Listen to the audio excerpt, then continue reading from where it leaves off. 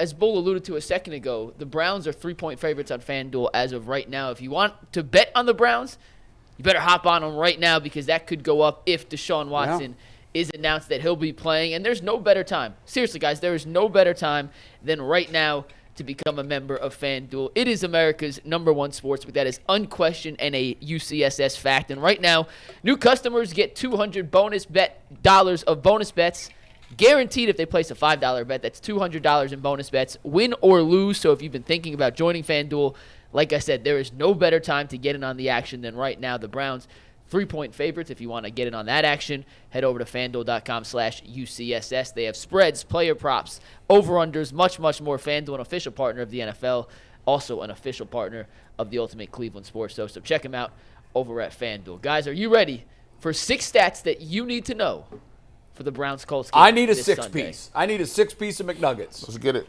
This is a good one. I had 5, and then I found one more yesterday. And, Jason, I found the pre-motion snap stats that I was looking for. I asked Jason to dive deep into the Athletic, and even the Athletic guys couldn't find it, but I found it. We'll get to that one last. Too. But first. Who's first in the we'll get to it. It's the last one. We're going to start today with the 6-pack of McNugget stats you need to know. Is a little homage to Amari Cooper. Did you know that per NFL's next-gen stats, Amari Cooper leads the NFL in sideline receptions this year with 6. Receiving yards on sideline receptions with 158. Receptions over expected, 3 more than expected. And yards over expected on sideline catches at 90 yards more than the expected. His 27-yard catch against San Francisco on the sideline against the 49ers defense was the single most improbable completion of the entire 2023 I believe season. that. According to Next Gen Stats, they said he had a 1-yard distance between him and the sideline, 0.8 yards of separation, and the ball traveled 40.4 yards in the air. We give Amari Cooper a lot of credit. He stepped up in the biggest games the Browns have played, but what he has done, especially on the sidelines against San Francisco and that Pittsburgh game, is better than any other receiver has done in that area of the field this season. He should have at least 15 or 20 more yards on those sideline catches because if a ref could see right in front of his face and didn't call him out, he had at least another 10 to 15 yards, and who knows? He might have scored. He might have made the one move that put him in the end zone. You know, it is a skill or an art form, really, that we don't really talk about much. The ability to catch a ball on the sideline and keep your feet in bounds. There's guys that are not good at it. We've seen Elijah Moore a bunch of times. He's all discombobulated when he's near the sidelines. Yes. And he's not alone. A lot of wide receivers struggle being able to make the catch and drag the feet. That's where I was going to go. Yeah. I wanted to ask you as a former player, what's more difficult, you think, for a receiver, a sideline catch or going over the middle in traffic knowing you're going to get hit? Sideline catch, because now they've eliminated most of the stuff over the middle. Before, they used to just, you can't tee off on a guy. Your face. Yeah. You're still going to get hit, but on the sideline, you not only got it's like a feel. Like, you can't look at your feet. You just have to feel where the sideline is, and it's like a sixth sense type thing. And you have to worry about catching the ball and catching it going to the ground, so there's no bobbling it, and you fall out of bounds, and usually you don't have the arm to brace yourself. So it's much more. It's just tough on the sideline. And it seems to me that guys used to be better at it. In my memory, there used to be a lot of guys could do that, but now there's a lot of guys that, and you bring it up. Yeah, it's a lot of guys now can't do that, and it seems like that should be one of the necessary tools. I think a part of the problem, this wouldn't explain why it was better before, but the fact in college you only need one. So these guys, their whole life are used to getting one down. But it was that way before. Always been that's why I'm saying. It was that way before. I can't understand it, but man, on those late 80s, early 90s Browns teams, they had 4 or 5 tap dancers. I mean, they were constantly making Langhorne was really good. Langhorne was one of the best. Bernie talked about that yesterday. But they had a lot of guys that could go up and make the catch and get those toes tapped in. Yep. And maybe it's just the Browns, besides Cooper, that are not as good as he used to be. Athletes are better. The corners. I'm not going to say there were no great corners back in the day, but nowadays, if you got great receivers, you have corners who have been practicing these same routes. They're man-to-man coverage. And they make it difficult sometimes, especially the way that they sneaky and hand fight with you. Pull you and grab and bump you. And all it takes is that little split second, and all of a sudden it's a blade of grass. Was it Santonio Holmes in he the was Super Bowl. He was crazy. He was Oh crazy. my God, that's one of the crazy. greatest you'll ever think see. about- I think Marvin Harrison. We showed that catch he made last year where it looked like he was a contortionist. Yeah. He's going to be the next great, I think, in the NFL at that. Well, think about it. If you're mostly watching the Browns this year, you're not going to see a lot of those great sideline catches. A, the only one good at it on the Browns is Amari Cooper, and B, the Browns' defensive backs have been so good they're not giving up a lot of those on that end. So we're not seeing them much in the Browns games. To the second nugget here. Yeah. Right. Here we go. G, you said man-to-man coverage. Bull, you mentioned the cornerbacks. Well, how about this? It has officially been the no-fly zone for the Browns secondary this season. Through 5 games for the Browns, they're playing the 6th highest rate of man coverage in the NFL this year, 63%. I thought I thought the rank would be higher. Yeah. They are first in opponent QBR, a 7.5 opponent QBR in the 63% of snaps against Browns in man coverage. Their opponent quarterback's completion percentage, really. first in the NFL at just 44%. And their average, this is not yards per completion. This is yards per attempt. The That's NFL horrible. average in yards per attempt is 8.9 yards per attempt this season. Against the half Browns that, in man-to-man coverage, opposing quarterbacks are averaging 4.4 yards per attempt. That's like Tim Tebow playing quarterback, basically. They are doing. Got to get that Tebow shot in. I can't pick on Baker all the time. Hey, that's funny. He's got to spread the hate. We'll spread that love. McNuggets, it's funny you brought this up. I was up late last night. It was like 3 a.m. And I was just looking over just random stuff. And I came across this film work of what the Cleveland Browns was doing against the 49ers. And this dude really, I'm not going to take credit for it. He really was breaking it down. And he said, the Browns are running, all this man-to-man coverage, but why does it seem like these teams, it's hard to run man coverage and not have breaks? So what the Cleveland Browns are doing is they're making all of their corners play outside leverage. So basically what they're saying is, I'm taking all the deep outs, all the deep comebacks, all that stuff away from you. You're going to have to run routes over the middle. And he said, well, teams like running routes over the middle. But the point is, and the difficult thing now is, the Browns are running that, but they're putting their safety, Juan Thornhill, in what is a robber technique where if you catch the ball, they're inviting you to catch it over the middle. They have a linebacker in robber coverage, and they also have a safety in robber coverage. So even if he catches the ball, he's going to have to catch it in traffic, and he's going to get tackled immediately. And they can do that because they're rushing 4 guys, and they're getting pressure, and Myles Garrett is getting back there in like 2 seconds. And when you play outside leverage, you give yourself extra defenders. The sideline is a defender. Yep. So you're taking away a lot of the passing lanes, and not everybody can do it. I'm sure a lot of teams are looking at what the Browns are doing and saying, we'd love to do that. We don't have the skill set. But when you've got the skill cover corner that can lock a guy down, you can force him to the outside, use the edges as an extra defender, and to your point, catch it over the middle, but you're not getting much when you do. Yeah, they're already in the passing lanes, and that's why you saw MJ Emerson get that interception. He was playing outside coverage, and Myles Garrett just forced to throw it and was late in his timing, but it looks as if when you pause it, it looks like, whoa. He's open, throw the slant. But they have a linebacker. They have linebackers and safeties that are standing right there waiting to jump that route. And it's just, it makes it very difficult because it takes half your routes away. Mike, are the teams that are second in those categories even close to the Browns? No. I didn't think so. I Well, hell, their 4.4 yards per attempt that's half of the league average. Well, no, not in man coverage. Oh, No, is it? that's Yes. the league. That's just the league average in Europe. I'm not sure if that's men's. I thought you said it was 8 point. That's against all coverage. That's just as All quarterbacks coverage. throw. Right. So when they go man, you're cutting that in half. You're Yes. at 4.4. Yes. That's still impressive as hell. Oh, it's incredible. That's more than all impressive those as hell. numbers against man coverage are ridiculous. I gun to my head, I would have guessed that the Browns lead the league in man coverage. I would have said they're top 2 I or 3. can't believe they're sixth. Who's yeah, but playing the more difference man? between first and I sixth bet could be Detroit- like 1%, Right. The number 1% is 67%. So And it's what are the like Browns? 63. 63. So And it's minimal. It's pretty close. Who is leading in man coverage? Detroit's up. I have to pull up that. Hold on. I would think That's all Detroit would be ahead of them. Detroit's up there. Let me get through the rest of this. I got Okay. to dig back through Yeah, it. it's But fine. they're Let me high. ask you this real quick. Yes. Let me ask you this. When a team has 3rd and long, is the defense more likely to play zone in a 3rd and very long situation? Yes, because if you play man coverage, there's 3 or 4 ways you could give him an automatic first down. Right. And so if it's 3rd and 12, you want more guys that can be back there. You just want to make the tackle get off the field. So, yeah, I would assume on 3rd down you're playing. So I wonder if, I mean, who knows? But I wonder if the reason the Browns are 6 instead of 1, which is not really a big deal. Because they've had 3rd and is long. because maybe teams have had a lot of long situations. So you'd go more to zone. So you're playing, it's that's possible. why you know. Yeah, it's entirely possible. Dallas is number 1, by the way. All right. At 67%. So very minimal difference. The next stat you have to know is really 2 stats tied into one player. It's Gardner Minshew, who is starting at quarterback for the Indianapolis Colts.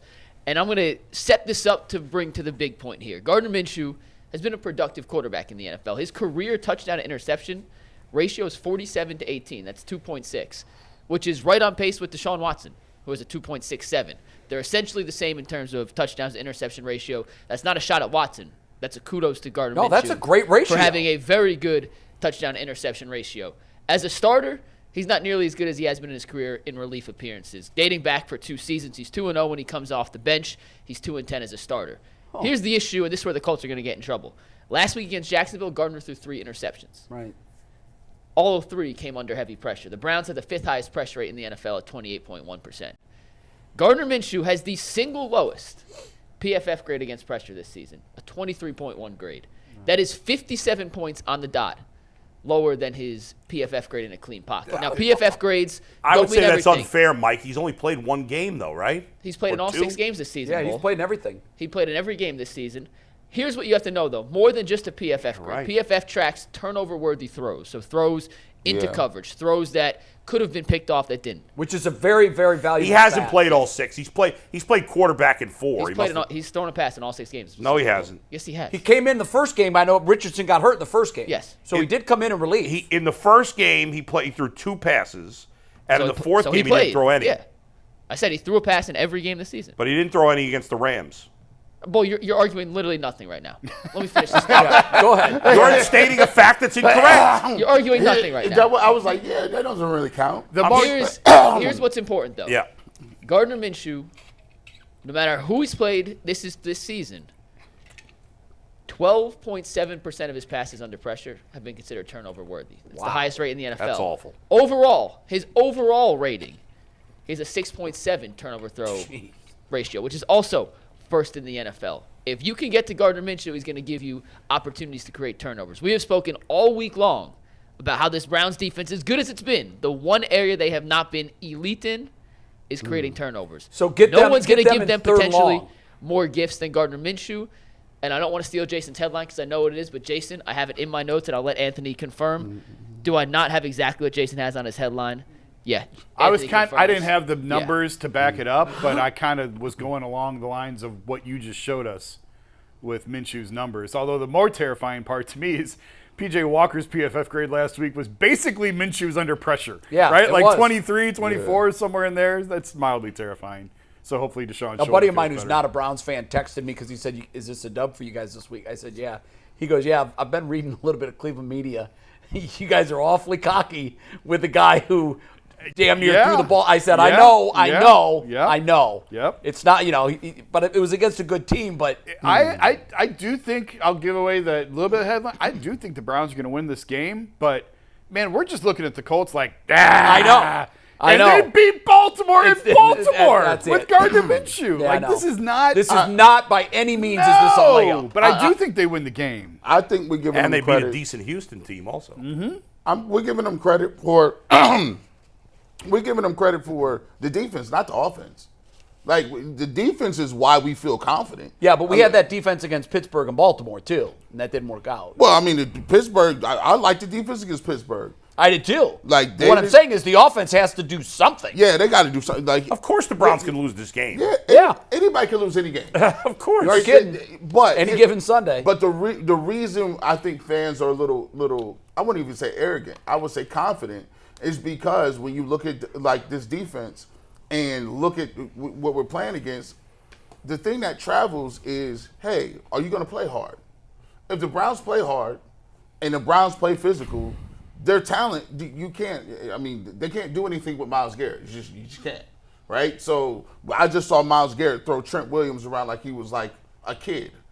if Myles Garrett comes out and plays at that same energy level and effort, I think the Browns have a massive advantage. Now, the offense has to not turn the ball over and get some points, but I don't see a problem with saying that they should beat the Colts. No fan base is not going to be cocky after the team beats the 49ers. The 49ers are the best team in football. The Browns, with a non-NFL quarterback, beat them. So, of course, you're going to be cocky. Yeah, I don't like cocky with P.J. Walker as the quarterback. I can be confident.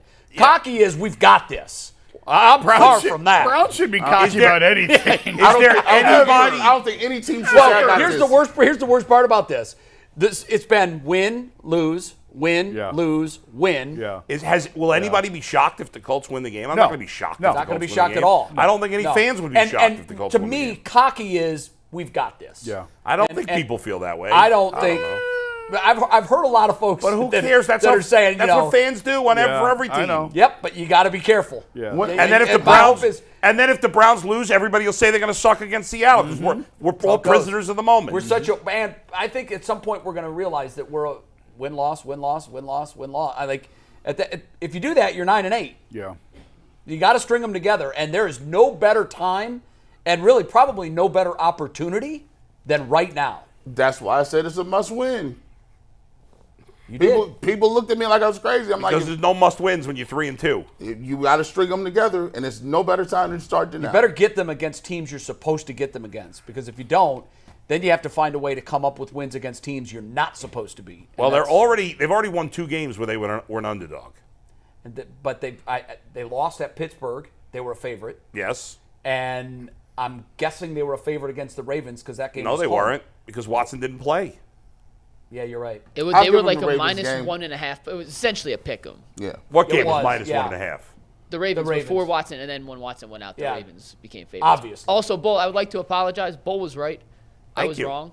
The ESPN game log showed he played 5 games. In my head, they had only played 5 games. I see. India played 6. Yeah. So, Bull, it's all right, but you were actually. I would like to apologize. How many passes has he thrown this year? That will tell about us. About 100. He has 138 attempts, so it's a big enough sample yeah, that's size. a good one. Your general point was correct that he's played enough. Yeah, we can judge him. That's fine. My bad. Listen, I'll admit. It's not your bad. What's your next? I should not have stuck on that topic, even though I was factually correct. It was unnecessary. So, it's not. All right. Well, we just gave a couple great stats to the Browns. This one not so great.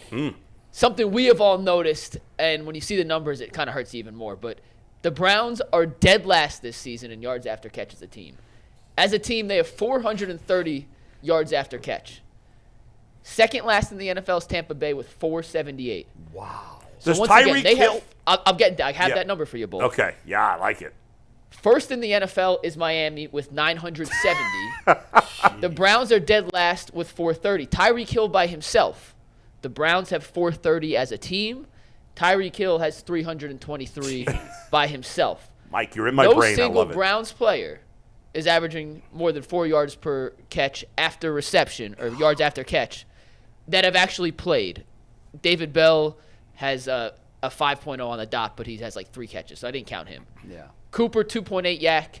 Moore, 3.1. Wow. DPJ, 3.3. Wow. Essentially, the Browns catch the ball, the Browns get tackled, end of play.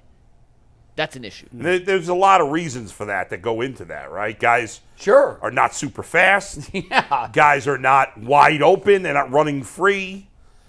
Some of it is the quarterback not hitting guys in the right spot. He had a chance, Deshaun did, to give Marquise Goodwin a lot of yards after catch on 2 throws, and he missed. This has been a problem for the Browns for a long time. It has. And a lot of it's been quarterback related, and a lot of it's been wide receiver related. I think, though, Jace, what do you think? And I think it's more on the wide receivers than the quarterback. Combo. I need separate. Well, obviously it's both, but if I'm going to point fingers, I know the quarterback play has been lousy, but my God, you've got to get separation. But Jay, think about it.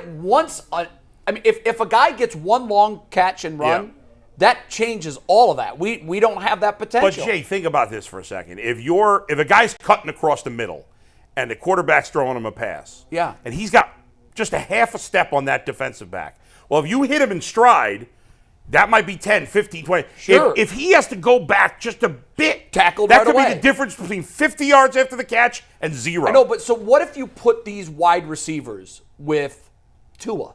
I'm not going to say Patrick Mahomes because he throws guys open and he's just a better quarterback. But this group with Tua, what do the numbers look like? I don't think it's any different than what it is. The Dolphins, it's the receivers. It's not the quarterback. You don't think it's any different at all? No. Come on. No. I don't We either. did Tua the stat versus last week, Deshaun? Jason. That No, but three Deshaun hasn't quarterbacks- played the last 2 games. What did you say, Mike? We did the stat last week about quarterback yak in terms of Brock Purdy, and he, Tua, and ironically Kenny Pickett, because of the 71-yard catch against the Browns, were 1, 2, and 3 in quarterback yards after catch. So I think there is a little more quarterback initiative in what There generates definitely this is. stat. I think it's speed with the receivers. I agree. And the ability to I run agree. away from guys. That's what it shows. These guys out here- Separation and then runaway speed. When you watch it on film, I just keep going back to it because the only thing I can do is just say, okay, well, look, I'm watching what you're doing. When you watch Amari Cooper, he's not fast. But what Amari Cooper is, he's an elite guy off the line of scrimmage. Route runner. Stem routes, his stutter steps, whether he could cross over, get outside, do what he needs to do. He made 3 people fall. Completely fell just by moving around and shaking them off the line of scrimmage. Broke 2 ankles. When you see DPJ, he does not run good routes. I mean, he's not sudden. You have to be sudden and twitchy to be able to get off the line of scrimmage. He does not have vertical deep speed like that. And he's really not a guy that's going to be a high point guy that's going to go up and be 6'4" and go up over somebody and catch the ball in the red zone. He's just a regular receiver. Elijah Moore is a short target, a small target. You know, you got to put the ball directly on him. We saw times where Deshaun Watson threw him the ball and Elijah Moore could not get his feet in because he doesn't have a big catch radius. So when you take in consideration those 2 things, they just don't have, no disrespect, but the Jets, there's a reason why they was like, oh, we ain't giving you no money. We got Garrett Wilson over here. What are you talking about? That's real. By the way, let me give you some of the wide receivers who are in the top 10 in yards after catch that are not speed burners. One of them, Adam Thielen, is top 10 yards after catch. I don't think speed is speed's a factor, but I think you said it's speed. I think it is speed. Speed can help guys be there. Separation. But also, if you're a great route runner, you create space. And you're making your own space, it doesn't take much. And you don't have to be a world-class sprinter. You just have to be 1/10, not 1/10 slower than the DB chasing you. But that's why where the quarterback puts the ball is a huge difference. Yeah, of course, it is. But Keenan Allen, not a speed burner at all. Keenan Allen is a supreme route runner. And he has a big Evan body. Ingram is top 10 in yards after the catch. Evan Ingram is going against linebackers. He's a tight end. He's athletic. Well, he's the only tight end on the list. Okay, now read some of the other names on the list. Well, the other names are the guys you'd expect. Tyreek Hill's number 1. Jamar Chase is number 2. Right. I think you can always find the anomaly, and maybe there's an explanation for it. But by and large, to me, the biggest factor is speed and being able to run away from guys. Right. How many times do we see the Browns get caught from behind? All the time. Every time. When they catch one and they're on their way to the end zone, I know they're going to get caught. They're not going all the way to the house. How many teams have gotten worse quarterback play than the Browns so far this year? Not many. Not many. No, where are they? 30th? I think we run that. 30th in what? 30th in passing yards All per right, game. we got to do super chat. We got 2 more real quick. We're going to run two through more these stats real quick, then we got super chats. We have crushed Jed Wills a lot in the show. When he does well, we got to give him a little credit. So how about the Browns continue to run it behind Wills? His 78.1 run block rate against San Francisco is highest of the season by 21 points. They had 10 attempts rushing against San Francisco to the left side around Jed Wills, either to his left or his right. 10 carries, 62 yards, and a touchdown, by far their most productive area of run against the 49ers. Of those 10 carries, 4 first downs, 3 of them went for 10 or more yards. Jacksonville versus Indy last week, attacking the left tackle or running behind their own left tackle was also their most productive area of running against the Jacksonville Jaguars. Against the Indianapolis Colts. Best play of the season for your boy Jedrick Wills.